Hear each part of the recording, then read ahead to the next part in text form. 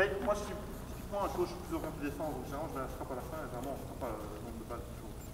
Donc, j'essaie Si vous n'avez pas tout l'équipement en 10 exemplaires comme lui, vous pouvez faire des stations de frappe comme au début et à la fin mixer. Ouais, mais je commence. Je comprends que tu n'aimes pas, mais logistiquement, quand tu n'as pas tout le matos pour tout le monde en 10 exemplaires, c'est pas trop bien. Alors, il y a moyen de créer. En fait, l'idée, c'est de. Et Stan fait ça aussi. C'est de mixer, c'est de créer des variables dans un mouvement pour que vous arriviez à trouver les points qui sont des points fixes, des points qui sont importants. Pour faire ça seulement, il ne suffit pas de mettre des variables, il faut aussi avoir des choses qui sont fixes et notamment l'objectif. Il faut avoir un objectif. Donc mon objectif quand j'apprends à frapper, c'est assez simple. C'est de frapper un balle fort, le plus fort possible. Je ne parle pas de frapper gauche, droite, machin. Je parle de fort, au milieu,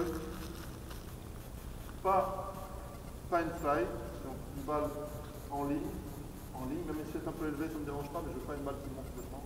Et certainement pas une balle au sol. Donc je veux une balle frappée à plat. Martin, tu fais le toss?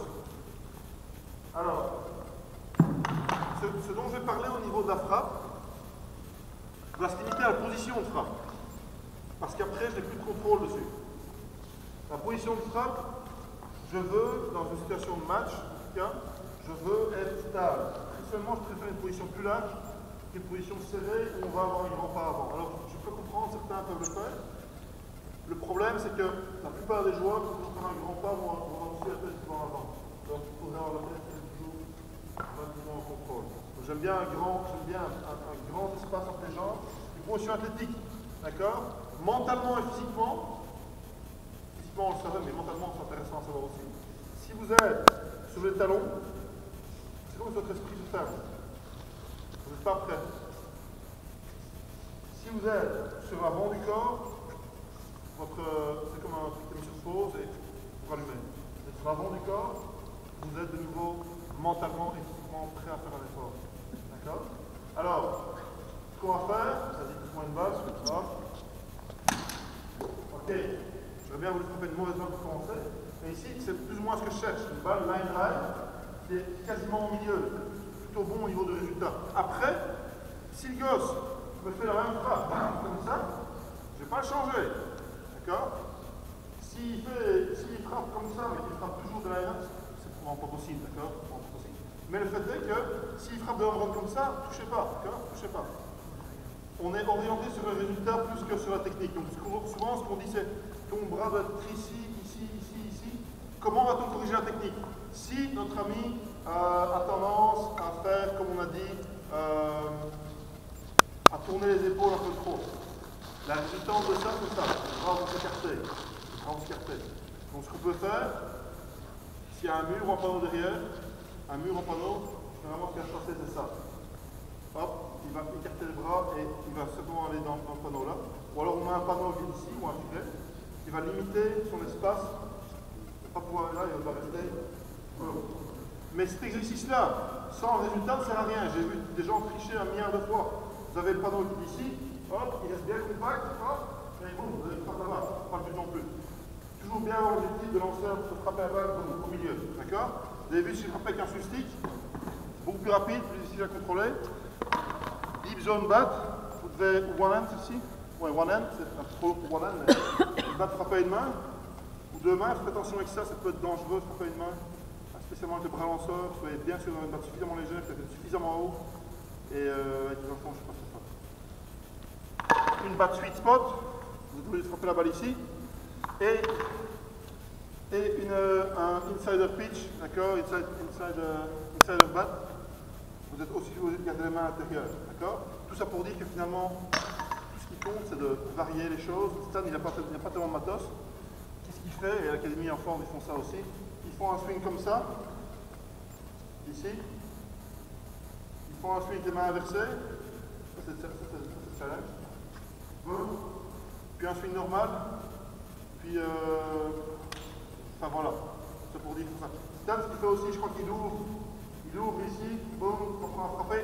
En fait, toutes ces choses vont vous apprendre sur vous-même. Ils vont apprendre sur vous-même surtout, sans que vous deviez y penser. Vous devez trouver les réponses en rouge. Toujours, même aux enfants, même au b-ball, je dis voilà comment il faut se mettre. Après, voilà ce que j'attends de vous. Après ça, si je vois que ça ne va pas, je peux les mettre en situation. Par exemple, si j'ai un enfant qui va avoir tendance à faire ça quand il frappe, qu'est-ce que je peux faire? Mettre quelque chose derrière. Quelque chose qui est poussé, d'accord? Si vous mettez sur un banc qui fait ça, il va se planter, les petits. Mais si ne serait-ce qu'un tapis, vous avez un joueur qui a tendance à.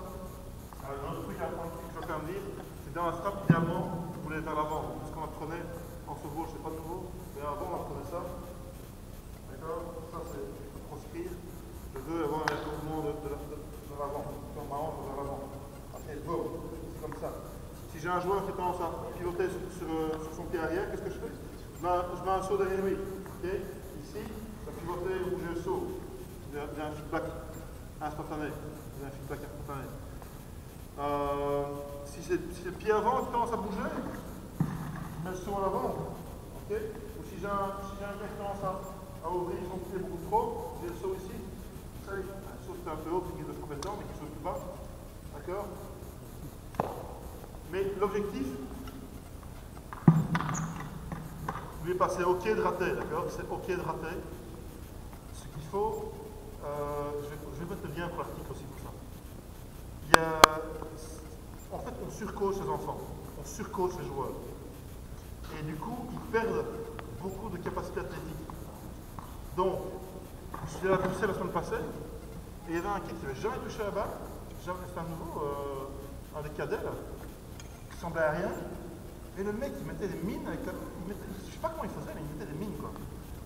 Le problème de cet enfant-là, qui est super athlétique, c'est que si vous avez commencé à lui dire de faire ça, les mines qu'il mettait, je vous garantis, il ne met plus une mine. La semaine suivante, il ne met plus une mine, c'est sûr et certain. Donc ce qu'il faut faire simplement, avec cet enfant-là, rien dire, et voilà, tu vas frapper avec exactement la même balle, tu n'as pas un banc derrière lui. Tu ne puisses plus faire ce mouvement-là. Et je vous garantis, ça va prendre soin de soi-même. Parce qu'il n'y a rien de plus à faire. D'accord? Donc attention, soyez bien conscients que trop parler, spécialement à la frappe, vous avez 4 centièmes de seconde pour faire une décision de frapper, je crois, un truc du genre. Est-ce que ça? C'est très peu en tout cas. Sur une balle à 90 miles par heure, en tout cas, sur ce. Le soft, c'est plus court pour les joueurs. Ouais. Enfin bref, vous avez peu de temps pour faire une décision et frapper. Vous ne pouvez pas commencer à penser à ça, tout le machin. Vous devez vraiment le faire. D'accord? Et au bout du compte, ce qui est important, c'est le. Et vous connaissez la technique, donc allez vers la balle, gardez le pied avant fermé. Vous pouvez aménager l'exercice en fonction pour qu'il soit réussi. Est-ce qu'il y a des questions sur la frappe?